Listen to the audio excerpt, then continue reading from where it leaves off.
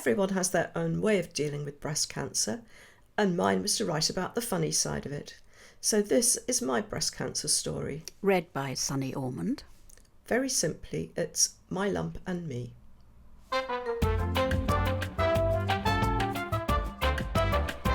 Meet my lump. I'm not worried when I come across the lump. I know it absolutely can't be cancer. Firstly, it's Christmas Eve, and nobody outside of a soppy novel finds a malignant lump on Christmas Eve. And secondly, I've got lumpy breasts, and the lumps are never cancer. Thirdly, I had a clear mammogram in July. And fourthly, my husband Nick is coming to the end of chemo for a really nasty cancer, and the law of averages states very clearly that we can't both have cancer at the same time. Oh, and fifthly, I haven't got time for a lump. But it's our baby grandson's first Christmas, and we've been invited to spend it with him. The only lumps I'm worrying about are the ones in my custard. Ooh, I must put it through a sieve before we drive down to Brighton. It's a perfect Christmas. And on the journey home, I count my blessings. I love being a granny. Nick's only got 2 chemo treatments left. I haven't put on quite as much weight over Christmas as I thought I would. Life is good. But each day, as I shower, I can feel that the lump's still there.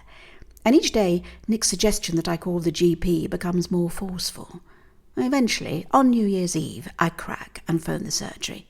I explain to the receptionist that I've got a breast lump that couldn't possibly be cancer, and can I see the doctor sometime when things are less busy for them? She asks if she can call me back, and when she does so, in 2 minutes later, it's to give me an appointment in half an hour's time. I really like our GP. She's a very sensible woman, so I'm nonplussed that she takes my definitely not cancerous lump so seriously. She examines me and says I should see someone urgently, especially at my age. I'm 64. And I wish I had a fiver for every time a medic said, at your age. Well, given the lumpy breast situation, we've been coughing up for years for me to see a specialist for more regular checkups and mammograms than the NHS allows. And luckily we have some leftover insurance that will pay for me to see him privately. He's got the mammograms from July, so he'll know there's nothing wrong.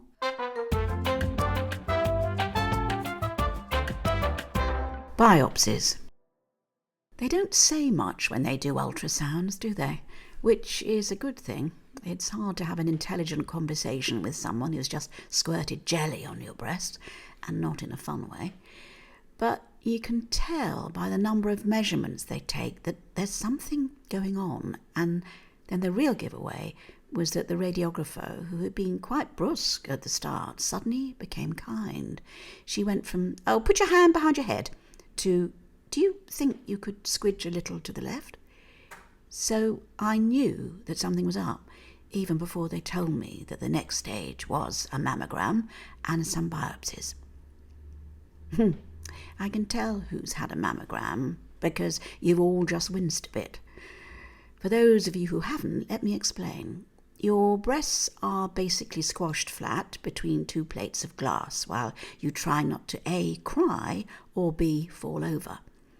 It's not a bundle of laughs at the best of times, but when you have a large lump in your breast, it's even less fun than usual.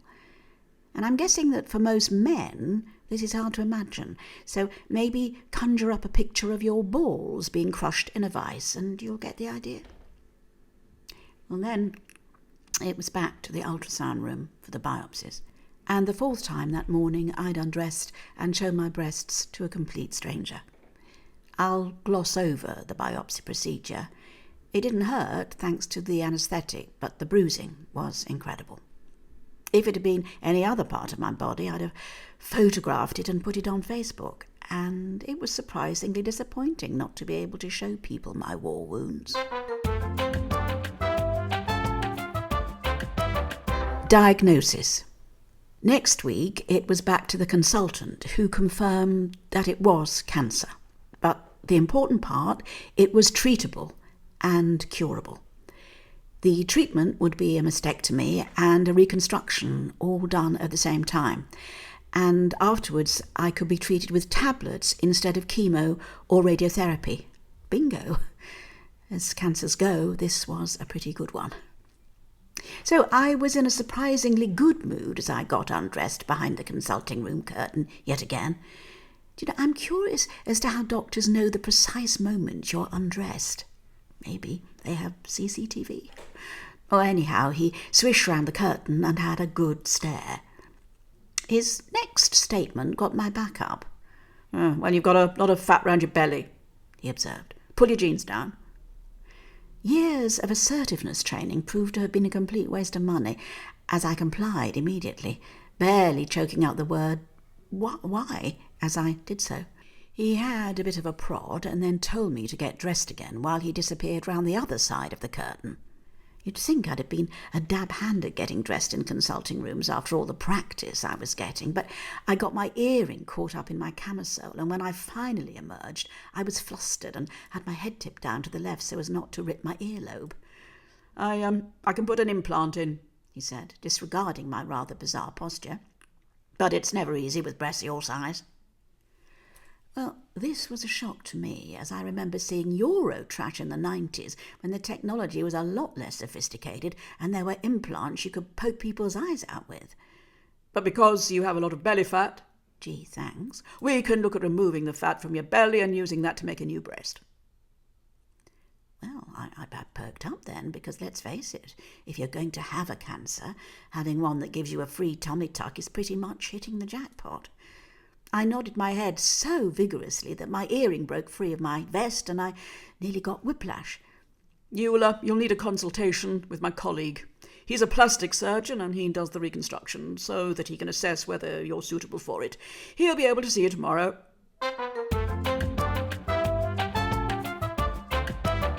My embarrassing underwear. The plastic surgeon consults from an incredibly swish clinic. The pile on the carpet is so deep you could lose a small dog in it. There's a machine with free tea and coffee. Even better, there are free biscuits, and not just the rubbish ones. These are the posh ones: sesame and pistachio shortbread, rose water and raisin digestives. Suddenly, we're really happy that we turned up half an hour early for the appointment, and we lay into the freebies with gusto. We're called in to meet the man. He's younger than I expected and exudes confidence, but in a good way. I like him. He works his way through all the questions, name, age, and so on, and then he suddenly looks at me and says, "Your breasts are big." And he follows that with, "Do you want me to make them smaller while I'm at it?"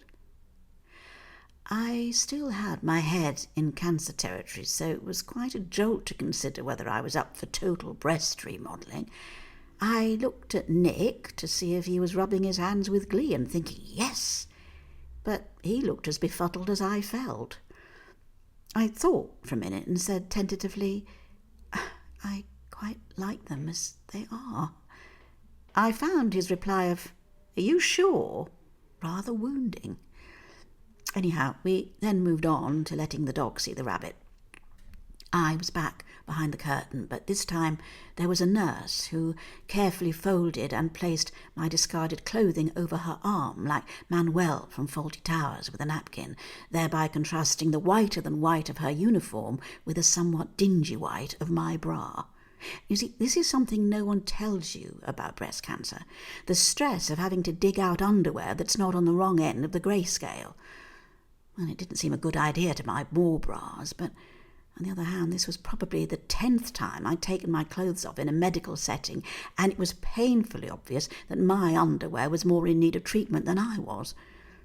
Yet again, just as the last item of clothing was removed, the surgeon appeared behind the curtain. Not one to waste energy, he'd wheeled himself round in his chair. I made to lie down on the couch, but the nurse said, "Oh, he'll need you standing up." There may be some of you who've led more interesting lives than me and are used to standing up in nothing but your pants while a seated man appraises your body, and good luck to you. I can't say I was entirely comfortable with it, but what happened next was even more disconcerting. "Good amount of belly fat," he muttered. "I shall be able to make a breast out of that. Do you mind? And then, still seated, he jiggled my belly fat in one hand with the air of one weighing a melon to see if there'll be enough to go round. And then, having done that, he jiggled my left breast up and down, and then he jiggled my belly and my breast together.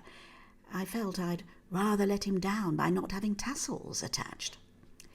However, although the process seemed about as unscientific as you can get, after the surgery was over, it turned out that he'd guessed the weight to the nearest 20 grams. If he ever gets tired of surgery, there's a career awaiting him with EasyJet, judging by eye whether your rucksack's over the weight limit. Anyhow, me and my belly fat passed the test. He explained that it will be a long surgery, around 7 hours, and that he'll have to remove my nipple, but that there are options for making a new one that we can talk about in a few months' time. All I can think about is what a long time it is for Nick to hang around, and I make a mental note to check what's on at the cinema so that he can have a bucket of popcorn and a few hours' distraction while I'm in surgery.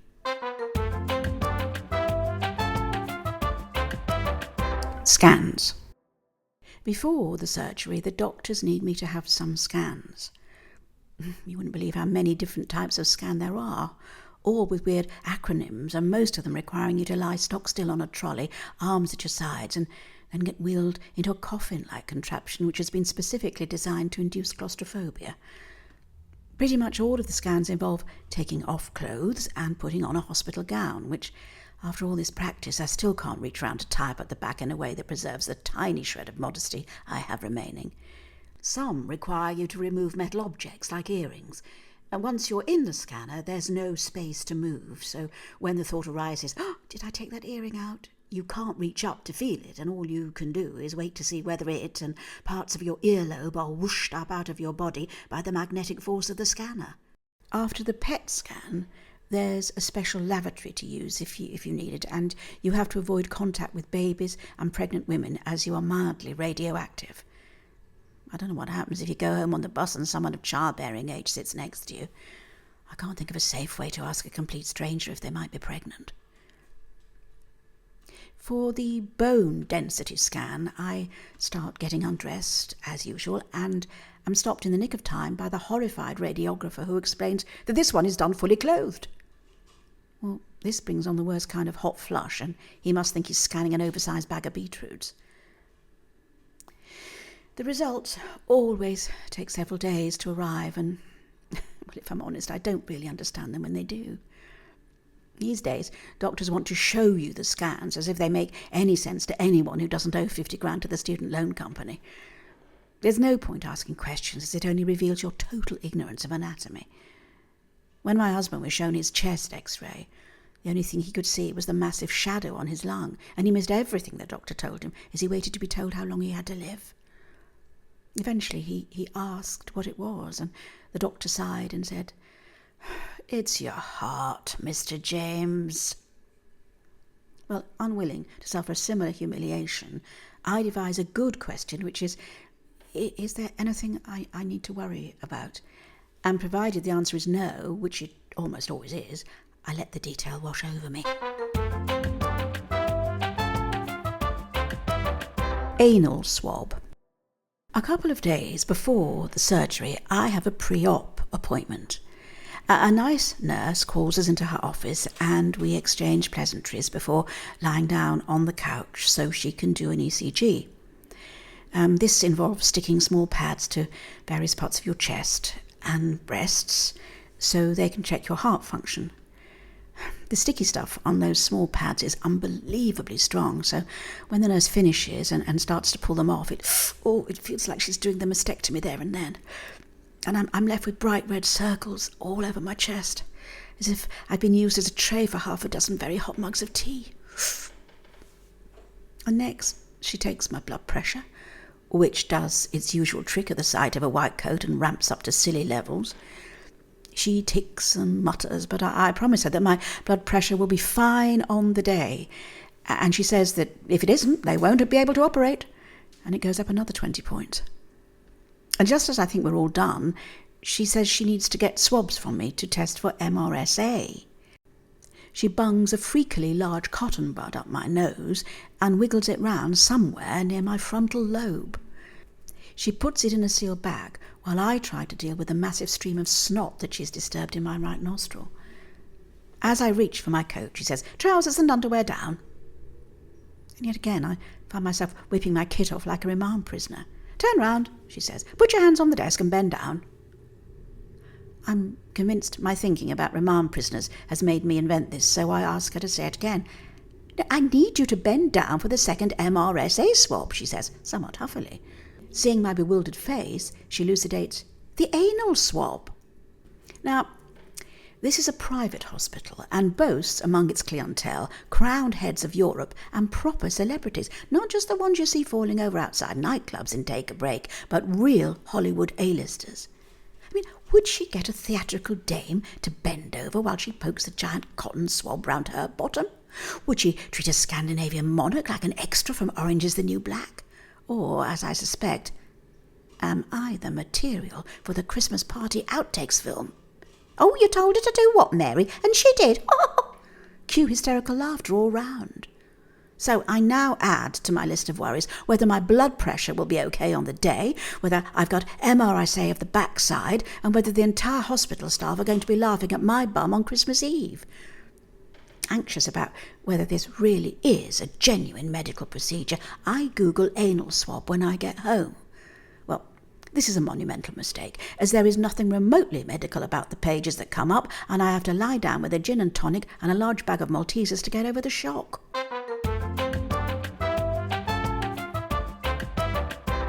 Surgery. Surgery day is a Friday. We're taken to the pre-op ward where we have an absolutely enormous, if somewhat sparse, room at our disposal. There's probably 3 to 4 hours to wait, which gives me an opportunity to do what I always do in times of stress, i.e. pee 20 or 30 times an hour, even though I've had nothing to drink since last night. There's a chair for Nick, but just the bed for me, so I lie down and try in vain to forget what's about to happen. I'm distracted by the arrival of 2 nurses with a hospital gown, paper pants and bright yellow ankle-length slipper socks. One measures me for elasticated stockings, while the other checks my name and address. "So, you're Jane James," she says cheerfully. "Well, better get that right. We've got another Mrs. James on the list today." Well, I've barely started to panic about what surgery I'll get if they mix me up with the other patient when they leave me to get changed. Another hour passes. The nurses come back with the surgical stockings. They're white, not a colour that flatters anyone's legs. I know I'm not meant to be thinking about fashion, and I'm not, really, but I look truly hideous in the hospital gear, and I want the plastic surgeon to see me as someone who deserves a nice, elegant breast, and not some ancient old has-been who'll be happy with one from the discount bin at Poundland. The anaesthetist is the next one to show up. She asks me a load of questions, and I realise I'm more stressed than I thought when I don't know the answer to any of them. Not even, "What's your date of birth?" Thankfully, Nick is at hand to supply the information she needs. He loves being asked important dates, as unlike many men, he can remember them, and he's a bit miffed she doesn't want to know the date we were married. The anaesthetist shuffles her papers together and asks me if I have any questions for her. Well, there's only one question we want to ask anaesthetist, isn't there? But most people aren't crass enough to ask it. Well, not me. "Please, will you keep me asleep all the way through?" I blurt out, as though she might get engrossed in the Times crossword and forget about me. She treats my question with the contemptuous silence it deserves and glides out. Another half an hour and the plastic surgeon arrives with a Sharpie. A big, thick pen, not a scalpel. He's kind and reassuring. He asks me if I'm worried about anything.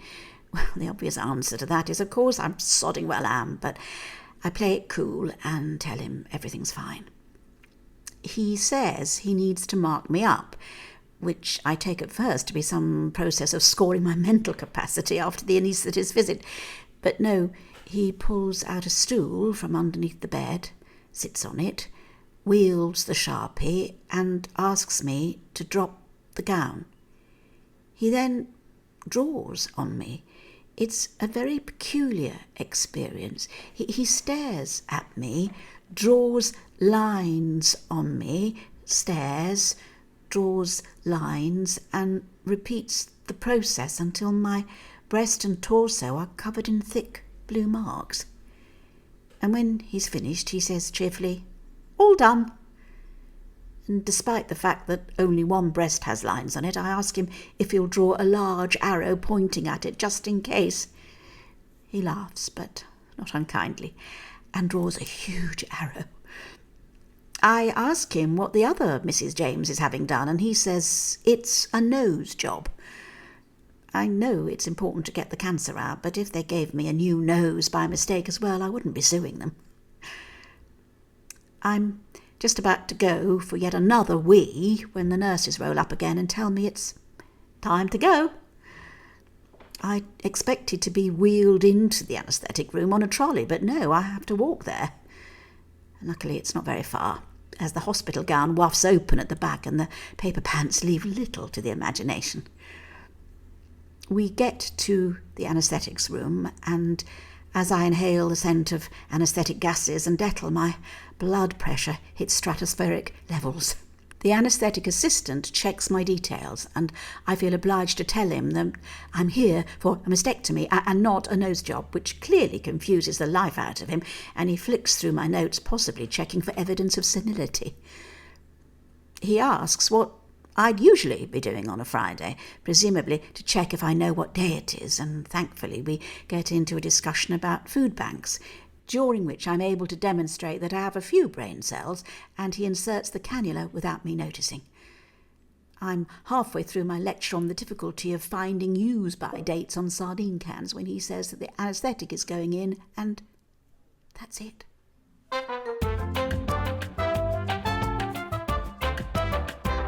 Post-surgery. I wake up in intensive care, or at least that's where I become conscious.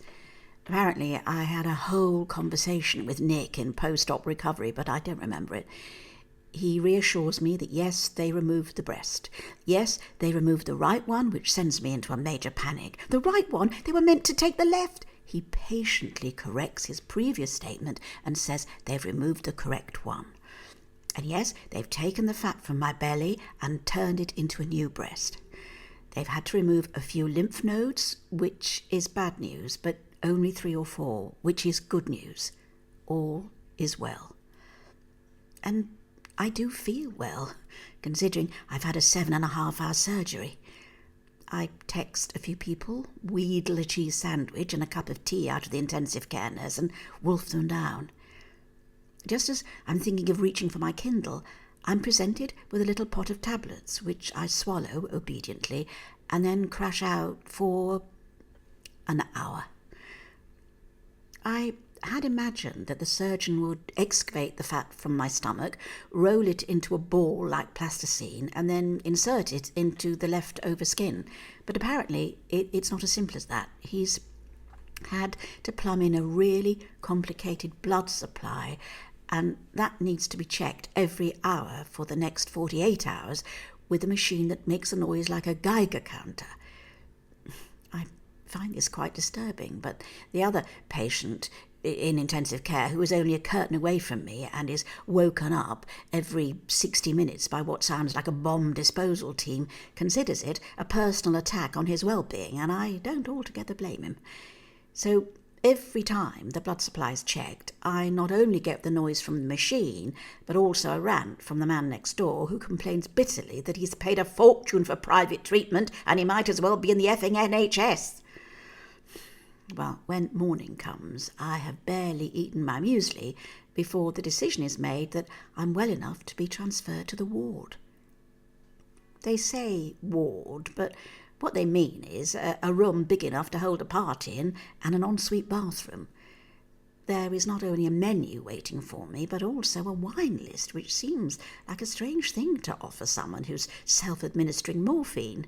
Well, don't get me wrong, I like a glass of wine, but even I can't get my head round ordering a bottle of Chateauneuf de Pape in my current circumstances. The nurse who brought me down from intensive care clerks me in onto the ward and asks if there's anything I need. Well, at this point, I realise I haven't been for pee since yesterday and ask for help to get to the bathroom. She explains that I have a catheter and I can pee whenever I want. I come to love the catheter. Over the years, I've got used to getting up a silly number of times in the night to empty my bladder, and it's absolute luxury to stay in the warmth of my bed and piddle away. When they come to remove it a few days later, I'm so tempted to ask them if I can keep it for a bit longer, just to see me through to spring and the warmer nights when my bottom doesn't freeze to the loose seat in the small hours. Sometime, the next day, I pluck up the courage to remove the hospital gown and have a look at what's going on underneath it. I'd expected loads of bandages, and I do indeed have a large dressing from hip to hip. Most normal people would, I'm sure, be rather taken aback at the extent of the surgical wound, but all I can focus on is how flat my stomach is now. My belly has migrated to my boob, and I start fantasizing about shopping for a pair of skinny jeans.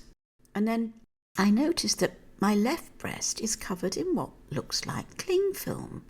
Oh, and there's a thick dressing under my left arm where the lymph nodes were taken from. The cling film causes problems, not for me, but for the nurses. The next nurse who comes in to do the Geiger counter has a look at the breast and says, Well, one thing I've learned in the past couple of months is that when someone medical says, it's rarely good news. So I ask her what's going on. Well, you've got a blister there, she says, pointing. And indeed, I have, just above where my nipple used to be. Over the next 2 hours, a procession of people come in to take a look. Hopefully all medical, although one of them looks suspiciously like a security guard. And the consensus is that it is indeed a blister, but it can wait until the surgeon does his rounds in the morning. Ridiculously, I feel that it's my fault, that he has made this lovely breast for me and I've ruined it before I've had 48 hours of it. The information has been passed on to the night staff because whenever the blood supply is checked during the night, the blister is examined as well, and by morning I've convinced myself that I must have started smoking in my sleep and accidentally stubbed a fag out on my chest. The lovely plastic surgeon is ushered into my room the next morning and shown the blister by the nurse who initially found it and is really quite proprietorial about it. I mentally prepare myself for a telling off, or even worse, a trip back to the operating theatre. Patiently, he explains that the blister is actually a bubble in the cling film and that more are likely to appear as the swelling from the surgery goes down. The nurse looks disappointed. I do not. For the rest of my stay in hospital, I have to calm down a succession of nurses who think they've found clusters of blisters and explain to them that they're bubbles and I don't have bubonic plague.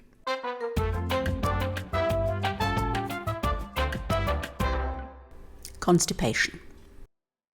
Now here's something else no one warns you about after a long surgery. Constipation, an affliction which until this point in my life I'd thought of as a bit of a joke and a minor irritation.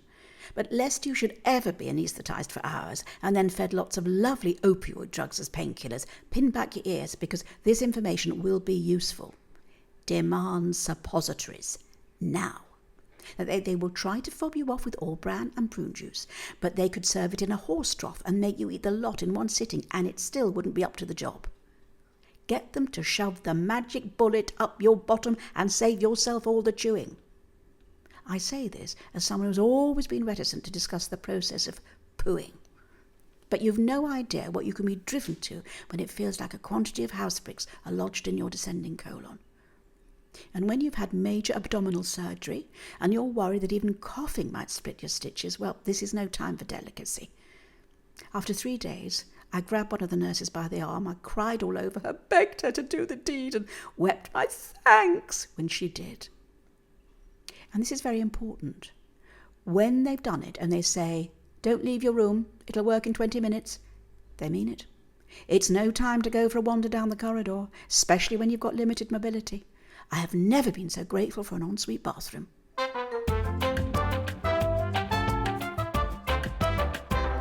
Going home. Everyone is desperate to get home from hospital, aren't they? The doctor must have been sick to death with me asking, "Can I go home today?" even when I was still on a morphine drip and barely conscious. But eventually the day arrived. The drips had all been removed. I could walk up and down stairs, albeit bent double so as not to put pressure on the belly scar, and I could, given enough notice, lower my blood pressure to acceptable levels. As we have observed, I had moved my bowels. I was cleared for takeoff. I said a heartfelt thank you to everyone who'd looked after me and left the hospital with enough drugs to make a small fortune. Within half an hour of being home, the reality hit me. Had we always had so many stairs? Why was the bed so high? And why weren't there buttons to lower it? The bathroom wasn't en suite, and furthermore, although Nick had brought me back home, he'd left the doctors, nurses, physios, pharmacists and catering staff at the hospital. Thus began a very busy couple of weeks for him and a very peculiar couple of weeks for me. If you've had children, you will know that when you're pregnant, everything focuses on the birth, and what happens for the 3 months afterwards is a total shock. Same with getting married. It's all about the wedding and not at all about how to live with someone else for the next 50 years. Well, it was the same with me and the cancer. I'd been fixed on the surgery, and the only thought I'd had about afterwards was to order a stack of books and a very large box of chocolates. But for the first time in my life, I couldn't get interested in food, so the chocolates were wasted on me, and I had so little concentration I'd have struggled to read Mr. Men books. War and Peace was right out of the question. Furthermore, I'd assumed that my new breast would be and feel just like the old one, whereas it was swollen, hard, and felt less like a breast than a large boulder that someone had strapped to my chest. And when faced with an unpleasant reality, my tried and trusted solution is to ignore it completely. I touched the breast as little as possible, and when I did, it made me want to cry. It felt alien and not part of me. I shoved my head deep into the pillow and mourned my old, warm, soft, comfortable breast. And, as if that wasn't enough, after I'd been home for a few days, my old friend Constipation paid another visit. Well, I was still taking serious painkillers, and they were still having the same effect on my digestive system, only there were no nurses. So I realised that I would have to administer a suppository myself. I don't think this would be easy at the best of times, as I have short arms and stiff elbows, and I am congenitally clumsy. I struggle to get a cork back into a wine bottle. With much cursing, I dropped the first 2 suppositories down the loo, and then I remembered the diagrams in Tampax boxes which advised putting one foot on the loo seat, and I wondered if a similar approach would work. Unfortunately, when I attempted to raise my foot above knee height, the strain on my stomach scar made me think of Paul Daniels sawing a lady in half, and I had to reverse. I will spare you the intermediate positions.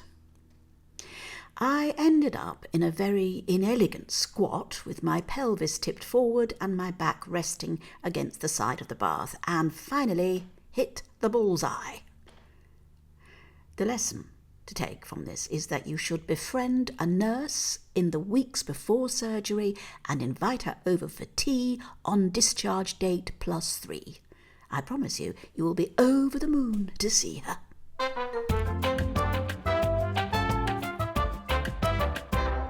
no deodorant. You might remember me mentioning that I'd had a few lymph nodes removed during surgery. I didn't pay much attention to this at the time, what with the breast covered in cling film, livid scar from hip to hip, and the constipation. When I finally realised that I'd got a wound under my arm, it was on the day I was being discharged, and just at the end of the going home instructions, the nurse mentioned casually, "Oh, and of course you can't wash under your arm while the dressing is in place, and no deodorant." Well, this was fairly unpleasant news, especially for Nick, who shares a bed with me. But I knew I had an appointment the following week and blithely assumed the dressing would be removed and civilised norms would be re-established. The dressing was indeed removed a week later. I didn't envy the nurse who had the job of peeling it off after it had been clamped to my unwashed underarm for 7 days. She swabbed at it with what might have been soapy cotton wool, but smelled more like industrial-strength disinfectant. "Just be careful when you wash," she said, "and of course no deodorant for a month."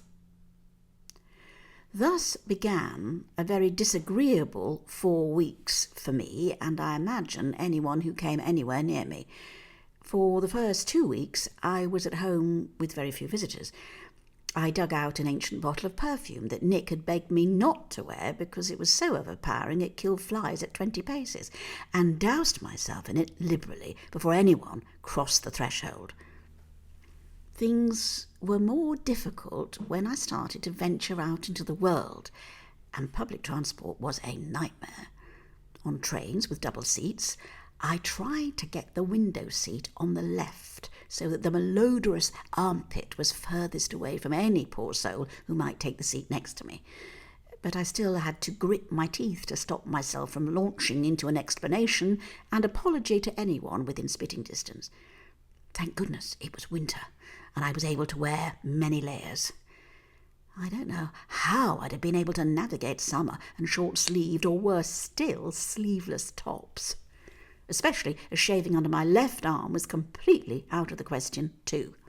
There are people on the internet who recommend baking soda, coconut oil and even honey as natural deodorant. Well, I can only assume that they own baking soda, coconut oil and honey factories. Baking powder and sweat in combination form evil-smelling clumps of dough, and the addition of coconut oil and or honey leaves you with underarms like a malodorous tray bake. The day that the doctor finally told me I could use deodorant again was the cause of almost as much happiness as the day he told me the cancer was curable.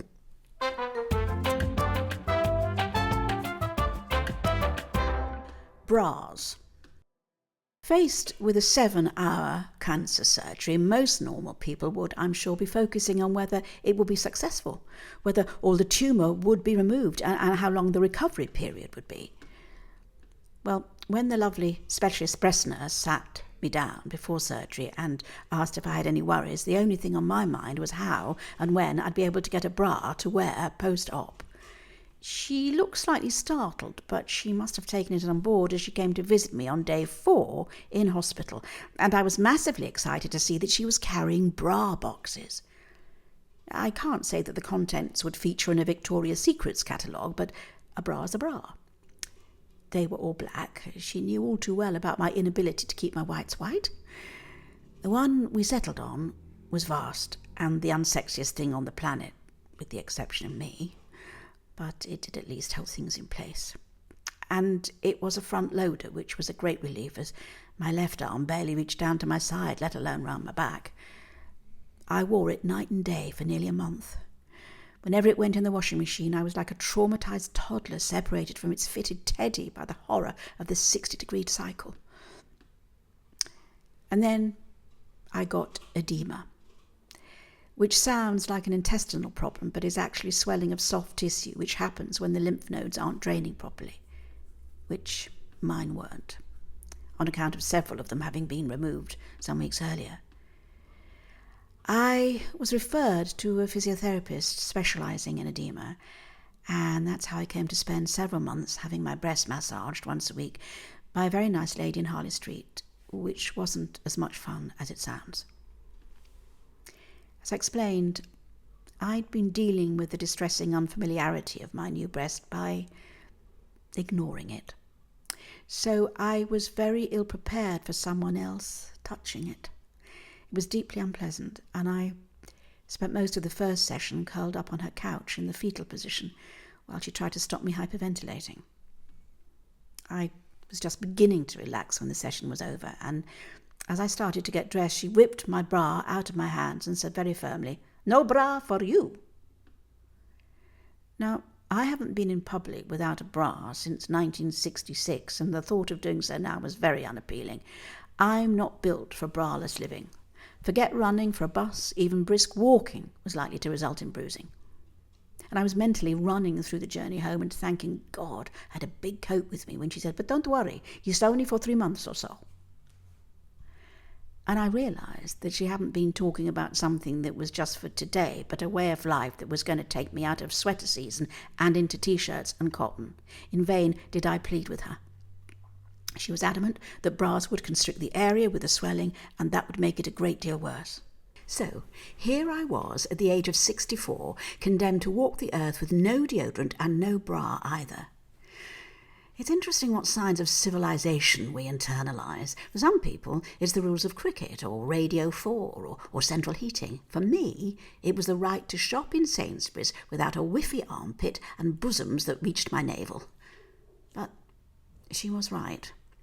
Thanks to her, and to the passing of time, the edema resolved, and my boulder-like breast became soft and normal, and part of me.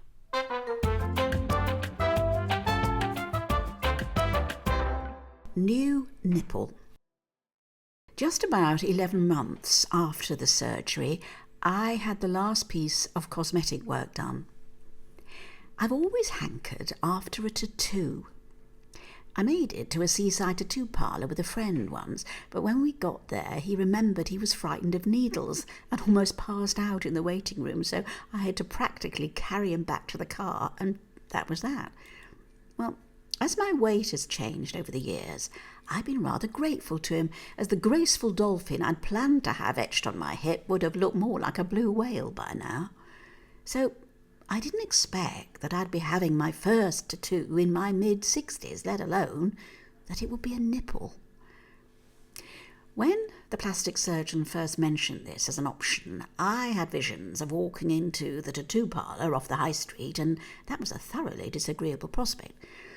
It's run by a very big man with studs in his forehead, and he apparently not only does tattoos, but also pierces intimate places. I've had problems with airport scanners and underwire bras, and I have no idea how you cope at security if you've got a big metal hoop through your hoo-ha. And how do you cope with MRI scans? It's one thing to remove earrings, but this would require a level of manual dexterity completely incompatible with sweaty, panicky hands. And what if you forgot? Luckily, there's a whole breed of cosmetic artists who specialise in not just tattooing nipples, but tattooing 3D nipples. And I have to tell you, the woman who did mine is an absolute artist. Not only did she create something that looked exactly like a nipple, but it matched the other one too. So, as well as having no scars, I have got identical nipples, and if I were to whip my clothes off, which I promise you I won't, you wouldn't be able to tell which breast had been operated on. I feel as if I have a work of art on my chest, and it is yet again a great disappointment that I can't put the pictures on Facebook or show the neighbours.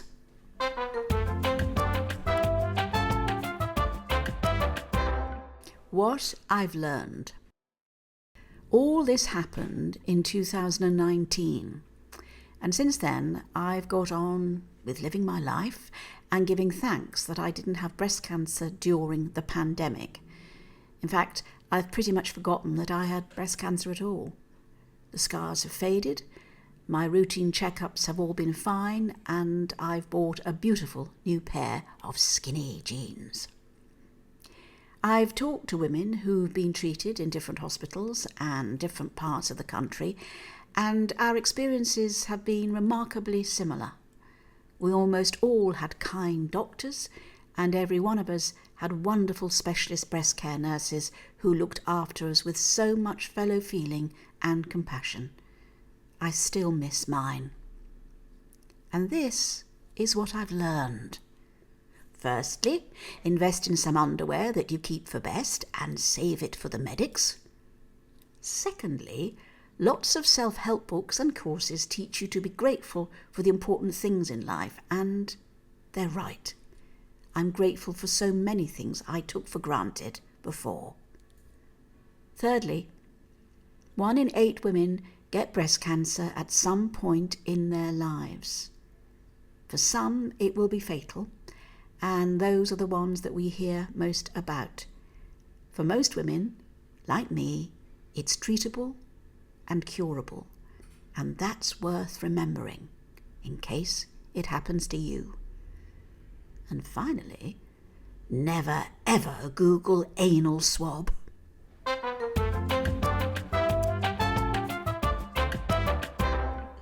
My Lump and Me was written by me, Jane James, and read by Sunny Ormond. And we're releasing a companion podcast about the making of this piece today. For more information about breast cancer or to donate, go to breastcancernow.org. And this whole endeavour is dedicated to our wonderful friend Sara Coward. Dearest girl, we do miss you.